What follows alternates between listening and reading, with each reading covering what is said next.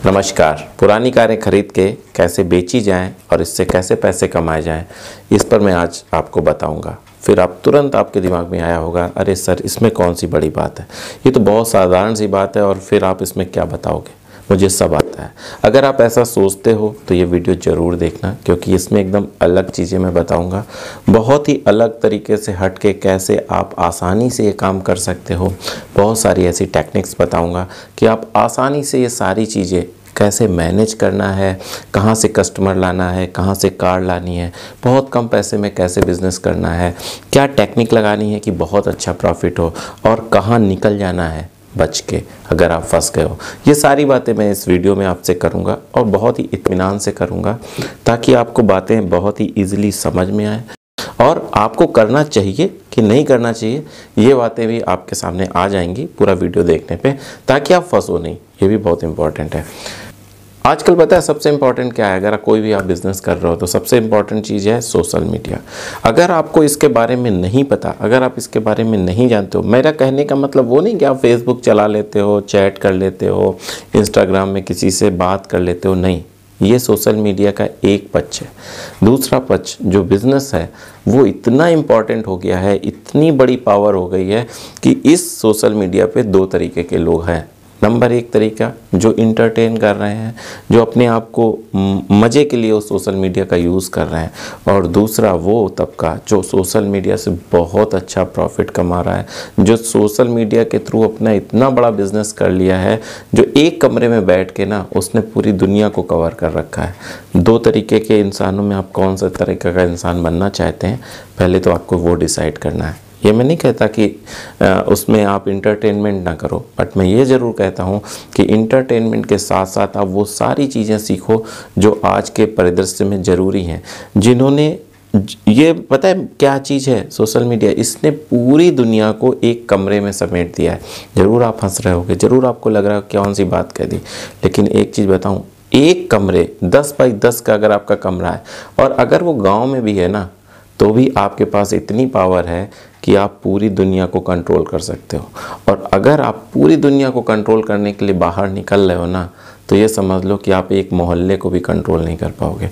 तो बात ये नहीं है कि कंट्रोल या अनकंट्रोल, बात ये है कि आप सोशल मीडिया का यूज़ किस लिए करते हो, बिज़नेस के लिए करते हो या सिर्फ इंटरटेनमेंट के लिए।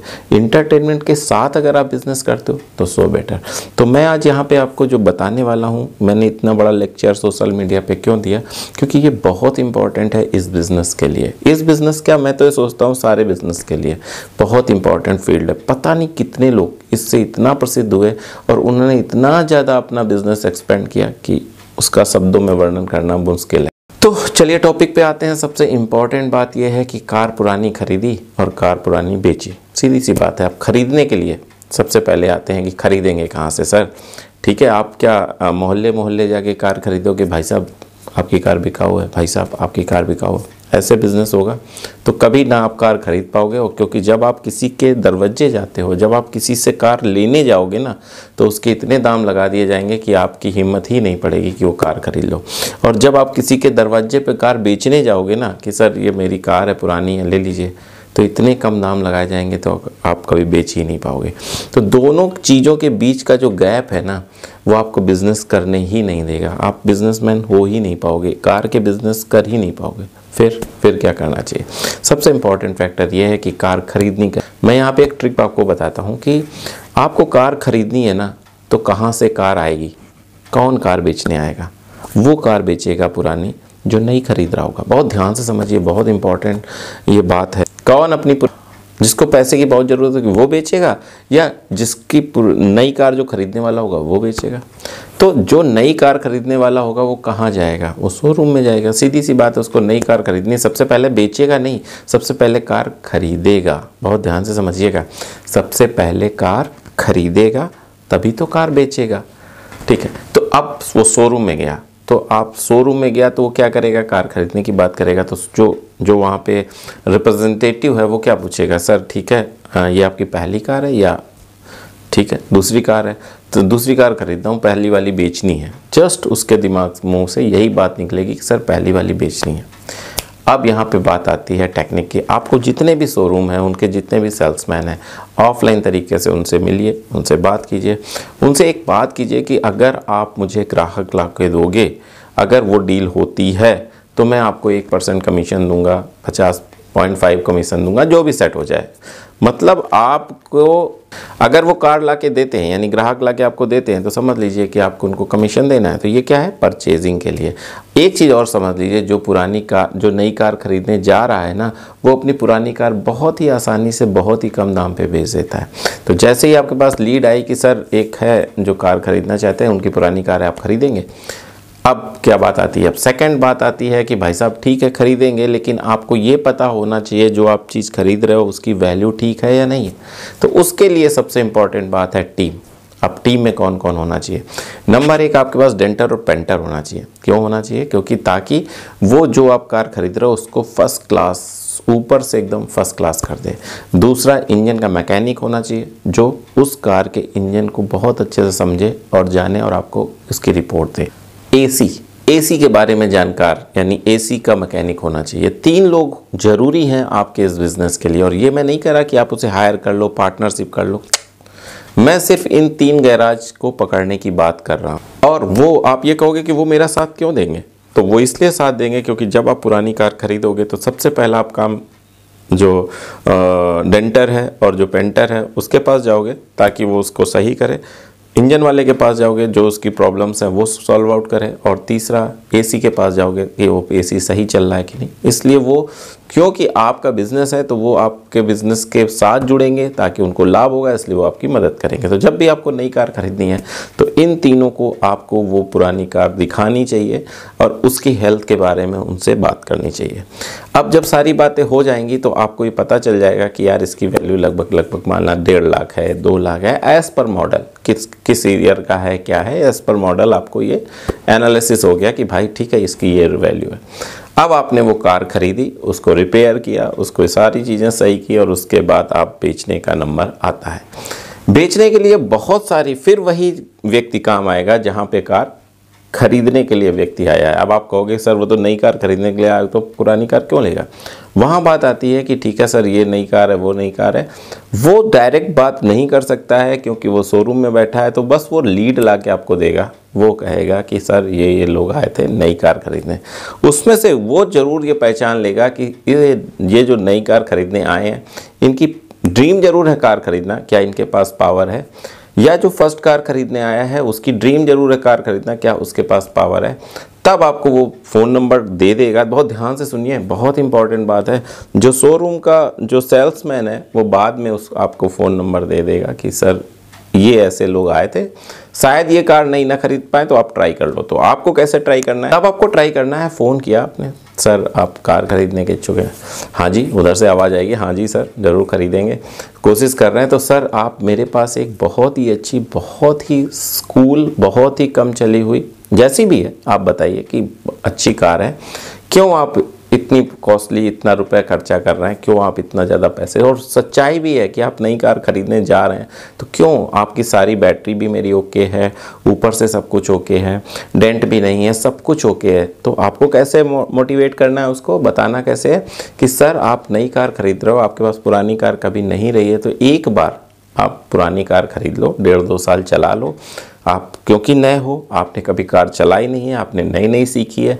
तो जब आप इस पर रमा हो जाओ तब आप नई पे स्विच करो, ताकि अगर कोई डेंट आता है, किसी तरीके की कोई प्रॉब्लम होती है तो कम से कम पुरानी में होगी। और जिस रेट पे आप कार खरीदोगे उसी रेट पे 1.5-2 साल बाद फिर भी कार बिक जाएगी, क्योंकि कार का रेट बढ़ेगा। लेकिन अगर नई खरीदी और नई में कोई प्रॉब्लम आती है और आप बेचते हो तो आपका रेट बहुत डाउन हो जाएगा। ऐसा करके आपको उसको समझाना है, बताना, ताकि आप उसे कन्विंस करो। और गलत भी नहीं कर रहे हो, सच में। सेकंड कार खरीदने वाले के पास नहीं जाना है, जो फर्स्ट बेच के सेकंड खरीद रहा है, नहीं जाना है, वो तो पुरानी बेच ही रहा है। वो व्यक्ति जो पहली कार खरीद रहा है उसके पास यह ऑप्शन होता है, उसे लगता है कि मैं सोचता हूँ कि ऐसा लगता है कि यार हो सकता है कि नई कार में डेंट वेंट आएगा, मैं पुरानी कुछ दिन चला लूँ। ऐसा भी होता है। या अगर आपके पास बहुत अच्छा मॉडल है कि सर अभी ये तो 2 साल पुराना मॉडल है, बहुत अच्छा है, क्यों सर आप इतना पैसा ले रहे हो, मैं तो आपको इसे आधे रेट पे दे रहा हूँ, एक बार आप टेस्ट ड्राइव तो कर लीजिए। और अगर वो टेस्ट ड्राइव कर लेता है तो बहुत कुछ चांस हो जाता है कि आपकी कार बिक जाएगी। तो ये पहला फार्मूला है कि आपको कस्टमर कहाँ से लाने हैं। तो जहाँ से आपने खरीदने के लिए कस्टमर लाए थे वहाँ से ही दूसरे कस्टमर आएंगे जो कार को खरीदेंगे। आपने खुद कार कहाँ से खरीदी है, वहाँ से जो लीड आई है शोरूम से, और बेचने के लिए भी फर्स्ट लीड वहाँ से आ सकती है। सेकंड लीड OLX सभी को पता है, पेड आप उसका सब्सक्रिप्शन ले लो और किसी तरीके से, क्योंकि उसमें बहुत अच्छी लीड आती है।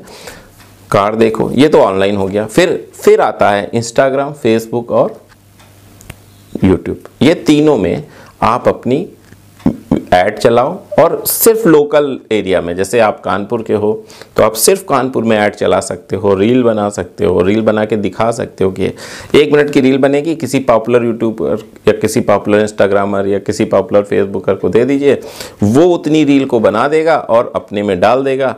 किसी को लगेगा तो ज़रूर लेगा, क्योंकि आपकी डेंट पेंट अच्छी कार है। एक चीज़ याद रखिए, उसकी डेंटिंग पेंटिंग, AC इंजन सब कुछ फर्स्ट क्लास करके रखिए। किसी भी तरह से कागजी कार्रवाई, मेंटेनेंस, ये सब कुछ ख़राब ना हो। ज़्यादा से ज़्यादा अच्छा से अच्छा रखिए, बहुत अच्छा चले। अब बात आती है कि कई बार ऐसा होता है कि गलत तरीके से कोई फंस जाता है, कुछ गलत कार खरीद लेता है, तब क्या करना चाहिए। तो एक बात याद रखिए, कार 1.5 से 2 महीने के बीच में आपने जब खरीदी है तो बिक जानी चाहिए। नहीं बिकती है तो समझ लीजिए कि आपका गलत निर्णय है। जल्दी से जल्दी उसको बेचने की कोशिश करिए। जितना टाइम जाएगा उतना ही नुकसान होने की संभावना ज़्यादा रहेगी। अब एक चीज़ और आती है, अगर आपके पास लगभग ना के बराबर पैसे हैं और इतने पैसे हैं कि आपके क्षेत्र में एक दुकान है जहाँ पे थोड़ा सा कार वगैरह का काम होता है, तो आप वहाँ पे एक ऑप्शन ला सकते हैं, park and sell. Park and sell का कॉन्सेप्ट ये है कि जिसको भी कार बेचनी हो, आपके पास आया कि सर मुझे अपनी कार बेचनी है, ठीक है सर आप यहाँ पे लगा दीजिए। जब कार मैं बेच दूंगा आपको डायरेक्ट पार्टी से बात कराऊंगा, सब कुछ डायरेक्ट करूंगा और 2% मेरा कमीशन होगा। ये एक तरीके से कमीशन का काम हो गया कि उसने कार आपके यहाँ पार्क कर दी, इसके बाद आपने उसे बेचा और उसको कमीशन दे दिया। देखिए, मैं जो चीज़ें आपको बता रहा हूँ, कार के विषय में बता रहा हूँ या किसी अन्य विषय में बता रहा हूँ, एक बात याद रखिए, जितनी मेहनत आप करोगे, जितना ईमानदारी से आप समझोगे, जितना ईमानदारी से आप सीखोगे, उतना आगे जाओगे। बिज़नेस का यही फंडा है। बिज़नेस का फंडा ये नहीं है लापरवाही करोगे नहीं चलेगा, मतलब आप किसी दूसरे को दिखाने के लिए मेहनत करोगे नहीं चलेगा। जितनी ईमानदारी से मेहनत होगी, जितना ईमानदारी से काम होगा, जितना आप सीखोगे उतना आगे जाओगे। देखिए, सोशल मीडिया का सहारा मैंने आपको बोला, 10 बार बोला, जितना आप उसका सहारा लोगे उतना आगे जाओगे। एक बात याद रखना, जो ऐड चलाने का प्रोसेस है ना, वो सीख लो। कैसे ऐड चलते हैं, कैसे, किसी को देना नहीं है कि किसी डिजिटल मार्केटिंग को दे दिया कि भाई मेरा ऐड चला दो, नहीं, बेकार हो जाएगा। खुद सीखना है कैसे ऐड आता है, कैसे हम इन्फ्लुएंसर को पकड़ते हैं, कैसे उससे बात करते हैं। बहुत सरल है भाई। आप ईमानदारी से, आप ध्यान से देखो कि इन्फ्लुएंसर का ईमेल नंबर क्या है, उससे कैसे मिल सकते हैं, उससे बात करो, उसके बिजनेस पर्पस से बात करो, अच्छे से बात करो, ठीक है, और प्रोफेशनल तरीके से उसको अपना ऐड चलाने के लिए दे दो। बहुत सारे ऐसे आप देख रहे होगे, जो इंस्टाग्राम है, फेसबुक है या यूट्यूब है, आपको बहुत सारे car on sale, second hand car sale बहुत सारे आ रहे होंगे। वेबसाइट चाहो तो आप अपनी वेबसाइट बना सकते हो। तो इससे क्या है, आपको बहुत अच्छा रिस्पांस मिलेगा, बहुत अच्छा आप आगे जाओगे।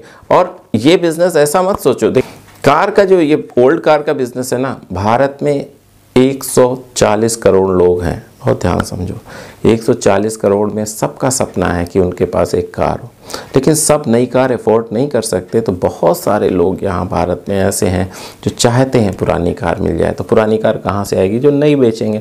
बहुत मुश्किल है, बहुत कम, मतलब इसमें कारें हैं, जैसे डिमांड बहुत है बट यूज कार जो बेचता है वो तो कम है ना, एक आएगी 10 खरीदार हैं। बट आपको राइट पर्सन तक पहुंचना होगा, जिसके अंदर ये ड्रीम है कि कार खरीदें।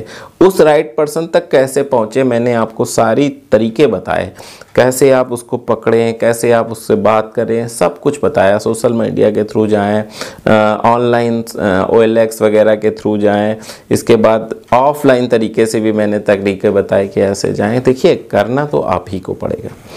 करने मैं या कोई और नहीं आने वाला है। जो भी चीज़ें हैं, जो भी बिज़नेस है, करना आपको पड़ेगा। हम सिर्फ आपको एक रास्ता दिखा सकते हैं, और रास्ता बहुत सही हो इसके लिए बहुत विचार करते हैं, ताकि आप फंसो नहीं, ताकि आप किसी तरीके से गलत राह पे ना चले जाओ, ताकि आपका नुकसान ना हो। क्योंकि अगर पहले बिज़नेस में किसी का नुकसान होता है ना, तो दोबारा वो बिज़नेस की नहीं सोचता, सिर्फ सोचता भाई पूरी ज़िंदगी नौकरी करेंगे। तो पहला बिज़नेस बहुत ध्यान से, बहुत सोच के, बहुत समझ के करना चाहिए। और एक चीज़ मैं बताऊं, अगर पहला बिज़नेस चल जाता है ना, तो वे व्यक्ति कम से कम 10 बिज़नेस करता है, भले ही वो ना चले। आपने कितने सब बड़े बड़े बिजनेसमैन को देखा होगा जो बहुत बड़ी बड़ी फैक्ट्रियां हैं, बहुत मतलब इस देश के जो आइकॉन है बिज़नेस के नाम पे, उनका एक बिज़नेस है क्या? आप सोचो, आप खुद ध्यान से सोचो, क्या उनका एक बिज़नेस है? कम से कम 100-200 बिज़नेस हैं उनके, छोटे बड़े सब नहीं चलते हैं। 4-5 बिज़नेस चल गए तो काम हो गया, लेकिन फर्स्ट बिज़नेस उनका चला था, ये ध्यान रखना। क्योंकि पहले बिज़नेस, अगर आपने पहला कदम बच्चा चला और वो गिर गया, एकदम से गिरा और तेज़ी से उसको चोट लग गई, तो दूसरा कदम रखने में बहुत डरेगा।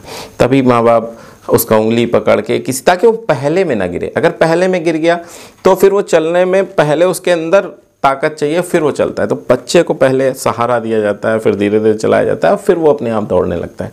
तो मैं ये चाहता हूँ कि कभी आप पहले बार में गिरो नहीं, कितना भी हो सोच समझ के, सीख के फिर आगे बढ़ो। बस इतना ही कहना था। मैं चाहता हूँ कि आप बहुत अच्छा बिजनेस करो, मैं चाहता हूँ कि आप बहुत आगे जाओ, मैं चाहता हूँ कि किसी भी तरह से कोई अच्छा बिजनेस करके आप सेटल हो। बस इतना ही कहना था। अगले वीडियो तक मैं आपसे विदा चाहता हूँ, तब तक के लिए नमस्कार।